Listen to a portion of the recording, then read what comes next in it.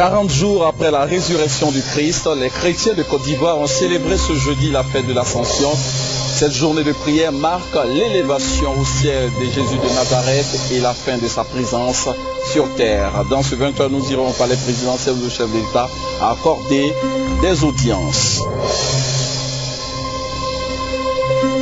La compassion du gouvernement a été traduite par une délégation sur place à Sacré Village, à quelques kilomètres de Taille, où une attaque a fait 8 morts et de nombreux blessés grièvement touchés. Ce sont les principaux titres de ce 20h. Bonsoir et bienvenue à ce tour complet de l'actualité en Côte d'Ivoire et à l'étranger. Dans ce journal, nous ferons le point de l'évolution de la situation au Mali et en Guinée-Bissau avec un invité, le ministre ivoirien chargé de l'intégration africaine, Adama Bictogo. Commençons par la religion.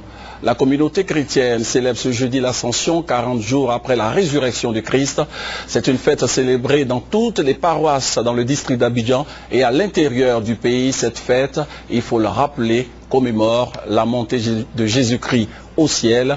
Doigt de Lazer et Patricia Omo. Célébration de la fête de l'Ascension, un rendez-vous auquel les chrétiens catholiques du monde entier ne manquent jamais. À Abidjan, les paroisses catholiques refusent du monde, tous présents pour fêter la montée du Christ vers son Père. À la paroisse Saint-Ambroise d'Anglais, cette journée commémorative est placée sous le signe de l'espérance. Lorsqu'il nous dit, il part vers son Père, il part nous préparer une place, c'est pour moi quelque chose de fondamental parce que mon existence, je suis sorti des mains de Dieu et après ma mort biologique, je retournerai encore dans le sein de Dieu. Et c'est pour moi quelque chose de fondamental. Après Angré, Kapemi sur la Riviera 2. Ici, à la paroisse Notre-Dame de la Tendresse, plus de place pour les retardataires. Chants et prières pour célébrer le départ du Christ auprès de son Père. Pour Madame Kwasi Louise, cette montée du Christ est considérée comme un envoi en mission pour sauver l'humanité. Le Seigneur en montant, il nous dit que nous ne laisse pas seuls, mais nous envoie une force pour que nous puissions aller en mission. Même si physiquement il n'est pas avec nous, donc on sache proclamer partout dans le monde entier qu'il est le Seigneur, qu'il est le Dieu, il est vivant, il est avec nous. Joyeuse fête dans toutes les paroisses de Côte d'Ivoire et en particulier à Abidjan pour témoigner la réception de l'Esprit Saint dans la joie et dans l'effervescence. À l'occasion de cette fête de l'Ascension, nos reporters ont donc parcouru églises et paroisses pour recueillir l'ambiance qui prévalait, mais quel est le sens et la portée de cette fête de l'Ascension? La réponse avec Marie-Laure Ngouran. L'Ascension. Jésus est monté au ciel. Il est entré dans la gloire de Dieu. La fête de l'Ascension, célébrée 40 jours après Pâques, est donc significative pour les chrétiens. Elle signifie que Jésus de Nazareth n'abandonne pas les hommes. Son apparition à ses disciples avant sa montée au ciel est l'expression de son amour et de son attachement. Jésus annonce à ses disciples la venue de l'Esprit Saint, Pentecôte, et leur promet d'être avec eux jusqu'à la fin des temps. Célébrer alors l'Ascension reste pour bien de fidèles chrétiens un moment pour se souvenir des recommandations du Maître Jésus, mais aussi de ses promesses. Notre paroisse a été érigée en mémoire de l'ascension de notre Seigneur Jésus-Christ. Et donc, nous avons pour mission de porter le message de l'ascension qui est de regarder le monde, de travailler à l'évangélisation. L'Ascension conclut l'action terrestre de Jésus en même temps qu'il marque l'apogée de sa seigneurie, son élévation au ciel. Pour les chrétiens, c'est une bonne nouvelle. Jésus est monté au ciel pour préparer une place à chaque fidèle. Il leur a laissé une promesse, le Saint-Esprit Pentecôte, qui surviendra sur eux et sera leur compagnon jusqu'à la fin du monde. Est-ce que pour la résolution de la crise au Mali et en Guinée-Bissau, vous accordez une importance à la prière? Et bien sûr, je pense que pour toute chose, on accorde beaucoup d'importance à la prière. Et je pense qu'aujourd'hui est une journée de prière et nous voudrons avec tous les Maliens, tous les Ivoiriens, en tout cas toute la communauté de la CEDEAO, croire qu'aujourd'hui peut être le début donc d'une solution de sortie des crises définitives. Alors vous l'avez compris, nous parlons maintenant de la crise au Mali. Autorités politiques et de transition et junte militaire semblent divisés sur la période de transition, nous vous proposons 2 extraits des messages du président par intérim, Diankounda Traoré, et du capitaine Amadou Sanogo. Cette convention sera placée sous la haute présidence de son Excellence M. Diankounda Traoré, président de la République par intérim, avec comme point focal le choix du futur président ou président de la transition, c'est-à-dire l'homme ou la femme de votre choix. Ce qui sera, nous osons espérer, une solution à la malienne. Bon, c'est une proposition, mais je ne pense pas que ce soit une solution. En tout cas, ce n'est pas une solution qui est prévue par l'accord cadre qui a été signé entre le CNRDRE et la CEDEAO. Je pense qu'à l'issue de 40 jours de l'intérim, la CEDEAO et le CNRDRE doivent plancher pour mettre en place les organes de la transition. Donc je pense qu'une convention sortirait tout à fait de ce cadre-là. Alors, Monsieur le ministre, pour mieux comprendre, que dit exactement l'accord cadre sur l'après-ATT? Que dit cet accord sur la durée de la transition? Je voudrais dire que l'accord cadre qui a été signé le 6 avril, qui a donc permis le retour à l'ordre constitutionnel au Mali, est très clair. L'accord cadre s'est fondé exclusivement sur la constitution malienne. En effet, la constitution malienne, à son article 36, permet donc au président de l'Assemblée, donc M. Diankounda Traoré, d'assurer l'intérim pendant 40 jours. Mais ce qu'il faut retenir, c'est que la mission et le délai ne sont pas liés à la fonction. Parce que les 40 jours pendant lesquels M. Diankounda doit organiser les élections sont les 40 jours si il n'y avait pas eu de crise armée. Alors que dans l'état actuel des choses, la crise au Mali ne permet pas d'organiser les élections dans les 40 jours. Et l'accord cadre, à son article 5, a anticipé la transition. Parce que, qu'est-ce qui devait se passer? On aurait dû avoir un gouvernement avec les anciens ministres qui ont suivi le coup d'État. Or, l'accord cadre a établi un cadre permettant donc permettant au président de l'intérim de désigner un nouveau Premier ministre, qui est M. Modibo Diarra, et de mettre en place un nouveau gouvernement. C'est dire que la CEDEAO, par cette décision, avait déjà anticipé, parce que la préoccupation permanente de la CEDEAO, c'est la stabilité de la transition pour pouvoir faire face à la crise du Nord.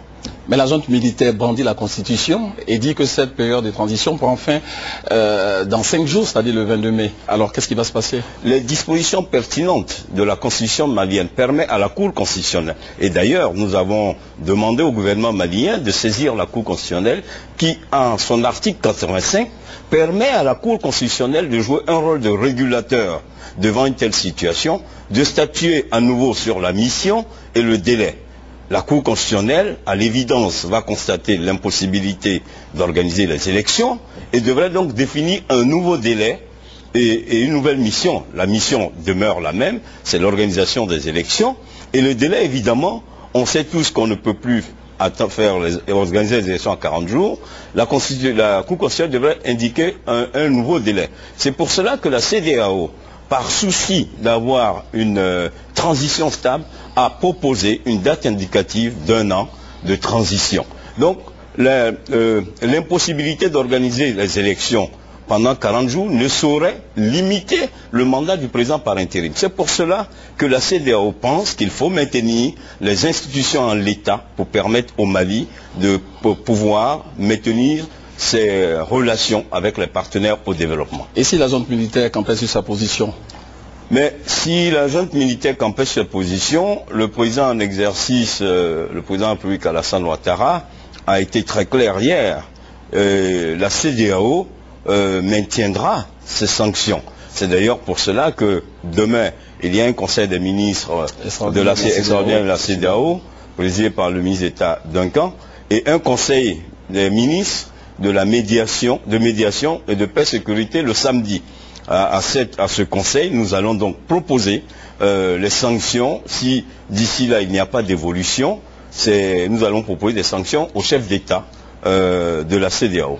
Ceci étant, la convention que propose le capitaine Sanogo est hors cadre, parce que l'accord cadre n'a pas défini un cadre donc de résolution de la crise à travers une convention. La Constitution est là, il n'y a pas de vide constitutionnel, il suffit qu'il saisisse la Cour constitutionnelle et que le Mali donc maintienne son retour à l'ordre constitutionnel. Alors on verra bien, mais qu'en est-il de cette négociation entreprise par le président Blaise Compaoré avec les rebelles du nord malien? La médiation entreprise par le président Blaise Compaoré est une médiation ayant deux volets. Pendant que nous discutions du retour à l'ordre constitutionnel à Bamako, le président donc Blaise Compaoré a entrepris donc des consultations avec quelques représentants d'Ansardine et du MNLA, parce qu'il y a deux solutions qui s'offrent à nous. Et la première, c'est de voir si les mouvements armés, en dehors des mouvements criminels et terroristes comme AQMI, mais que les mouvements qui historiquement ont revendiqué une certaine autonomie au niveau du Sahel, comme le MNLA, qui s'est divisé en deux pour avoir donc l'Ansardine, il est bon que par un système de négociation, ces mouvements-là viennent à la table de négociation pour que le Mali, dans une solution de paix, puisse organiser les élections très rapidement et que pour les grandes préoccupations, ce soit le gouvernement légitime qui engage donc les grandes réformes dans un Mali réunifié. Alors, dernière question, la situation en Guinée-Bissau, le Premier ministre nommé est déjà contesté. Oui, je pense qu'en Guinée-Bissau, il y a une certaine similitude avec ce qui se passe donc au Mali. Il y a eu le retour à l'ordre constitutionnel. Un président par intérim a été donc désigné et le Premier ministre a été nommé. Qu'il y ait de la contestation, bon, je pense que ça obéit aux logiques politiques. Mais ce qui est important et qu'il faut retenir, c'est que le retour à l'ordre constitutionnel ayant été obtenu, la CEDEAO doit se donner les moyens de maintenir ce retour à l'ordre constitutionnel qui devra permettre à la Guinée-Bissau de retrouver sa place dans le concert des nations. Merci d'avoir accepté notre invitation. Rappelons qu'un conseil des ministres extraordinaires de la CEDEAO s'ouvre demain ici à Abidjan. Cette rencontre sera suivie le samedi par une réunion du conseil de médiation et de sécurité de la CEDEAO. Merci, monsieur le ministre. Merci. Rappelons que 70 soldats du Burkina Faso, premier élément de la force ouest-africaine, sont arrivés ce jeudi à Bissau. L'arrivée de ces premiers soldats de la CEDEAO coïncide avec l'investissement du nouveau Premier ministre de transition, Rui Duarte Barros. Le chef de l'État, le président Alassane Ouattara, a reçu une délégation de la Convention de la société civile ivoirienne. Le chef de l'État s'est également entretenu avec le professeur Saliou Touré, président de l'Université internationale de Grand Bassam. Le contenu de ces audiences avec Viviane Aïma. La délégation de la Convention de la société civile ivoirienne était conduite par son président Patrick Ngouan. Elle est venue rendre compte au président de la République des recommandations qui ont été adoptées au cours des journées de consensus national qu'elle a organisées du 27 au 30 mars dernier et qui ont enregistré la participation du patronat du secteur privé ivoirien et des syndicats représentés par l'UGTCI. Ces recommandations que le président de la République a promis prendre en compte portent sur plusieurs points, entre autres le dédommagement des victimes de guerre et la situation de l'école ivoirienne. Nous avons souhaité vivement la mise en place d'un conseil national de consolidation de la paix qui essaierait de comprendre, de suivre les dossiers sensibles liés à la réconciliation et à la paix. Les dossiers comme le dédommagement des victimes de guerre, comme la justice post-crise, comme la réconciliation nationale, comme la réforme de l'armée, la réforme de l'administration. Donc tous ces dossiers sensibles qui sont gérés par des organes compétents de l'État, il va falloir qu'on puisse comprendre leur gestion et puis faire des propositions aux détenteurs de ces dossiers-là et expliquer cela aux populations pour que tout le monde comprenne le bien fondé de la gestion de ces dossiers. Et puis la situation de l'école. L'université, l'école est très malade depuis plusieurs années. Le président en est conscient. Donc on a souhaité franchement qu'on mette à profit ce temps de fermeture des universités pour repenser réellement l'école ivoirienne avant l'ouverture, avant la rentrée prochaine. Parce qu'il y a un travail d'investissement en train de se faire et d'infrastructure sur les campus, nous le voyons. Mais s'il y a des beaux bâtiments et que l'état d'esprit n'a pas changé, on a peur qu'on retombe dans la crise. Donc nous avons vraiment obtenu du président compréhension pour qu'on puisse organiser vraiment une séance de réflexion profonde où il y a tous les acteurs de l'éducation pour qu'on puisse partir sur de nouvelles bases. C'est avec beaucoup de fierté que le président de l'Université internationale de Grand Bassam, le professeur Saliou Touré, est venu ce mercredi après-midi au palais présidentiel présenter au président de la République 4 de ses meilleurs étudiants qui poursuivent actuellement de brillantes études aux États-Unis au sein de l'université américaine partenaire de l'Université internationale de Grand Bassam. Nous avons envoyé aux États-Unis il y a quelques années de très bons étudiants et 4 parmi eux se distinguent particulièrement par leur travail et par leur comportement dans la société américaine. J'ai donc tenu à venir les présenter au chef de l'État, son Excellence M. Alassane Dramane Ouattara, président de la République de Côte d'Ivoire, car c'est à son nom que nous faisons tout ce travail. J'ai donc tenu à venir les présenter au chef de l'État pour qu'ils les connaissent, parce que ce sont des cadres de demain, des cadres ivoiriens de demain. Ça c'est mademoiselle Marietou Wayogode, qui est en PhD à Georgia State University. Ensuite, nous avons Issa Ndiaye, qui est en train de faire un master en mathématiques financières, toujours à Georgia State University. Nous avons ici mademoiselle Valencia Lonzo Kwame, qui est en train de faire également un master en économie à Georgia State University. Et vous avez Fatim Kanté, qui également fait son master en économie à Georgia State University. Comme je l'ai dit, ce sont de brillants étudiants qui font honneur à notre pays, la Côte d'Ivoire, qui font honneur à notre université et aussi, bien évidemment, à leurs parents. Rendons-nous maintenant à la primature. Le Premier ministre Aoussou Jano Kwadjo a reçu successivement le nouvel ambassadeur de la Corée, une délégation du Bureau national de la FECI et des hommes d'affaires venus de la Turquie. Le compte-rendu de Ali Diarasouba. Premier tête-à-tête de cette série d'audiences entre le Premier ministre Aoussou Kwadjo Jano et Song Yeol-sour, ambassadeur extraordinaire et plénipotentiaire de la République de Corée du Sud en Côte d'Ivoire. Les deux personnalités ont abordé les moyens de développer la coopération bilatérale entre Abidjan et Séoul et développer le secteur agricole dans lequel la Corée du Sud souhaite partager son expérience avec la Côte d'Ivoire. Song Yeol-sour promet aussi de faire connaître la Côte d'Ivoire dans son pays. Comme la Corée est partie d'un pays très pauvre pour arriver en 50 ans à un pays développé, le Premier ministre a souhaité qu'on puisse partager nos expériences de développement économique avec la Côte d'Ivoire. Le chef du gouvernement a aussi échangé cet après-midi avec une délégation d'hommes d'affaires turcs, des investisseurs venus participer à la reconstruction post-crise à travers plusieurs projets. Nous voulons participer à la reconstruction post-crise. Donc à cet effet, nous avons fait venir le président directeur général de Han Group, qui est une structure spécialisée dans plusieurs domaines d'activité, notamment la construction de maisons composites, des maisons dites accélérées, dans l'énergie, dans le pétrole. Et on ne pourrait donc pas entreprendre ces grands projets sans en informer les premiers responsables du pays. Pour terminer, Aoussou Kwadjo Jano a parlé avec une délégation de la FECI. Les membres de la Fédération estudiantine et scolaire de Côte d'Ivoire disent être venus échanger avec le Premier ministre sur la question de l'école, celle de la sécurité des élèves et étudiants, principalement des exilés. Le Premier ministre nous a donné l'assurance de ce que nos amis qui sont hors du pays, comme à l'intérieur du pays, peuvent regagner la Côte d'Ivoire. Parce que nous avons demandé aussi et obtenu l'organisation des séminaires pour préparer la rentrée universitaire. Nous avons eu toutes les assurances.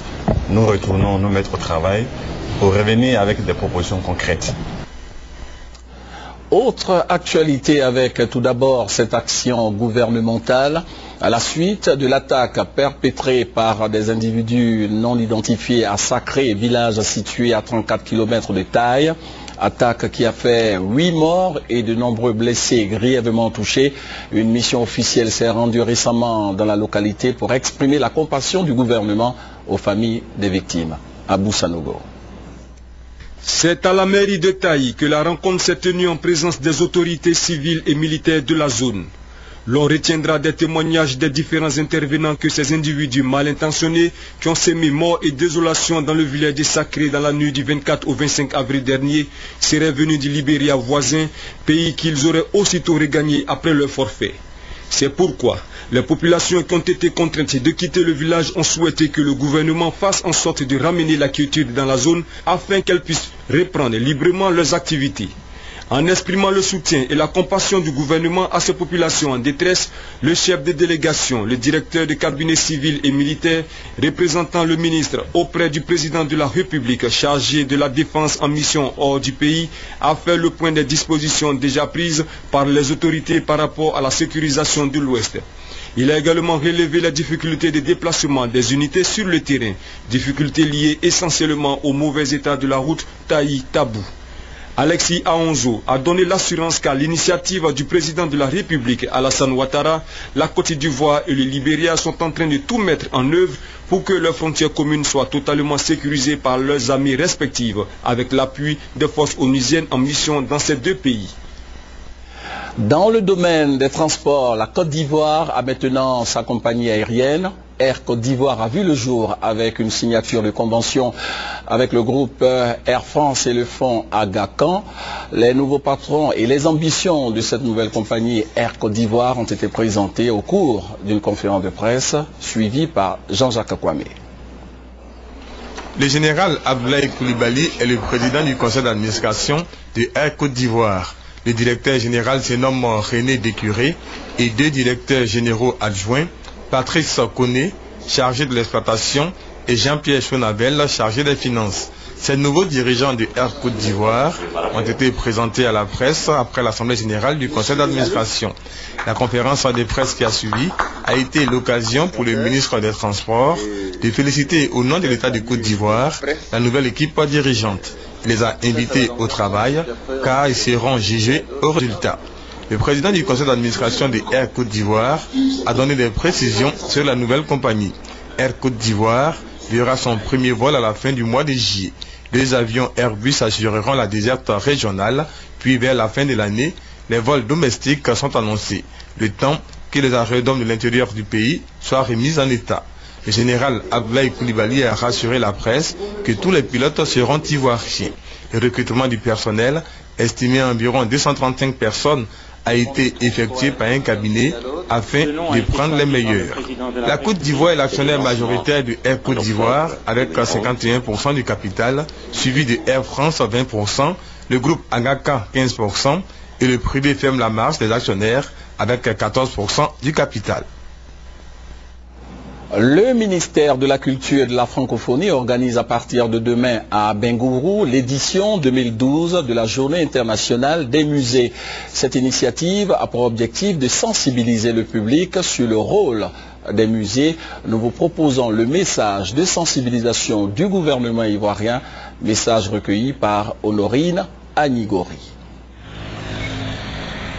Le thème retenu pour cette année 2012, les musées dans un monde en mouvement. Le but de cette journée est de sensibiliser le grand public au rôle des musées dans le développement de la société. Attirer l'attention des populations sur l'importance à protéger cette mémoire collective qu'est le patrimoine culturel, même en temps de conflit armé, selon les directives édictées par la Convention de La Haye en 1954. Montrer le rôle des musées dans la cohésion et l'harmonie sociale. Promouvoir les musées et leurs collections. Faire du musée un lieu d'éducation et de formation. Amener les populations locales scolaires et estudiantines à visiter le musée. Des journées portes ouvertes, une visite des curiosités touristiques et culturelles de la région du Douablin vont constituer les grands axes de cette journée des musées instituée en 2005 par le ministère de tutelle en vue d'amener un large public à visiter nos musées. Toujours de la culture, mais cette fois au Sénégal, où se déroule, vous allez le voir en image, la Biennale 2012, sur plus de 300 dossiers de candidature, 42 artistes de 21 pays africains de l'île de la Réunion ont été retenus pour l'exposition internationale Dakar 2012. Les temps forts donc dans nos prochaines éditions. Retour en Côte d'Ivoire pour suivre les temps forts de la cérémonie de lancement du cadre de concertation de la région de Tingrila. La cérémonie a eu lieu ici à Abidjan, à la mairie d'Adjamé, autour du thème « L'intérêt d'un cadre de concertation ». Quelle stratégie pour le développement durable du département de Tingrila? Pour en savoir davantage, je vous invite à suivre ce compte rendu de Patricia Omo. Deux thèmes majeurs pour engager les cadres de la localité de Tingrila sur la voie de la réconciliation et du développement durable. La mise en place d'un cadre de concertation pour le rapprochement des cadres et le développement de Tingrila est une initiative du député de la localité. Selon elle, c'est une plateforme pour favoriser le dialogue et la coordination des efforts des ressortissants de la ville. Je préfère d'abord réconcilier tous mes frères de Tingrila, que tu sois du PDCI, PIT, FPI, tout le monde est réuni ici pour aller à la réconciliation vraie. Et ce cadre-là, nous allons réfléchir comment nous mettre ensemble pour développer notre région, qui est une région enclavée. Pour les représentants des partis politiques, il n'y a pas de développement sans réconciliation. Le malheur de la Côte d'Ivoire, ce sont les cadres. Mais je le dis d'autant plus que si on parle aujourd'hui des cadres de concertation, ça veut dire qu'on ne se réunit pas sincèrement et honnêtement pour apporter notre contribution à l'œuvre de développement.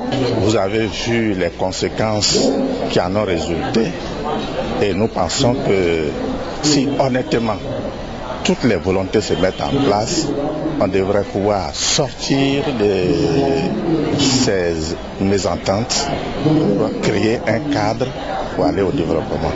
Je voudrais participer de manière effective, de sorte qu'on sente l'empreinte quand même du PIT dans le processus d'une part de réconciliation, de développement et surtout d'harmonie dans cette région. Tingrila est une localité du nord de la Côte d'Ivoire avec un important brassage communautaire. Avec ses pas de danse, on atterrit en France où le nouveau président François Hollande a réuni son gouvernement ce jeudi. Ce premier conseil des ministres a été marqué par la baisse de son salaire et celui de ses ministres de 30%. C'est la première mesure symbolique de son mandat à la tête de la France. 34 ministres, dont 17 femmes, le nouveau gouvernement de la France nommé mercredi respecte une stricte parité homme-femme, une promesse de François Hollande. Il sera dirigé par Jean-Marc Ayrault, ce député maire de la ville de Nantes, ancien professeur d'allemand, est un fidèle de François Hollande qu'il a longtemps côtoyé sur les bancs de l'Assemblée nationale. Sa première décision sera de baisser le salaire de tous les membres du gouvernement de 30%, une mesure symbolique dans une France appelée à réduire ses déficits et sa dette. Le gouvernement que j'ai proposé au président de la République respecte ses engagements, c'est-à-dire la parité. C'est une première dans l'histoire de la République française que nous ayons un gouvernement totalement paritaire dans les ministères, le plein exercice comme les ministères délégués. Ça, c'est un premier point. Le deuxième point, c'est la diversité. Le deuxième point, c'est l'engagement aussi qu'il n'y aurait pas de cumul des mandats. Un gouvernement en effet à l'image de la diversité de la France avec l'arrivée remarquée de la députée guyanaise Christiane Taubira au ministère de la Justice, l'entrée au gouvernement de Yamina Benguigui chargée des Français de l'étranger et de la francophonie, sans oublier la benjamine Najat Vallaud-Belkacem nommée ministre du droit des femmes et porte-parole du gouvernement. Beaucoup de têtes nouvelles, mais aussi des personnalités d'expérience aux postes les plus en vue. Laurent Fabius prend les rênes du ministère des Affaires étrangères. Il remplacera Alain Juppé pour les rendez-vous diplomatiques importants de la fin de la semaine. Laurent Fabius a d'emblée affirmé vouloir tisser un partenariat d'égal à égal avec l'Afrique. Le ministère de la Coopération devient celui du développement. En fonction des résultats électoraux, les pouvoirs passent. Mais les intérêts de la France demeurent. Autre poids lourd du gouvernement, le strauss-kahnien Pierre Moscovici, directeur de campagne de François Hollande. Il obtient le prestigieux ministère de l'économie et des finances. Rappelons pour terminer qu'un conseil des ministres extraordinaire de la CEDEAO s'ouvre demain ici à Abidjan. Cette rencontre sera suivie le samedi par une réunion du conseil de médiation et de sécurité de la CEDEAO. Fin de ce journal, le programme se poursuit sur RTI 1. Bonsoir.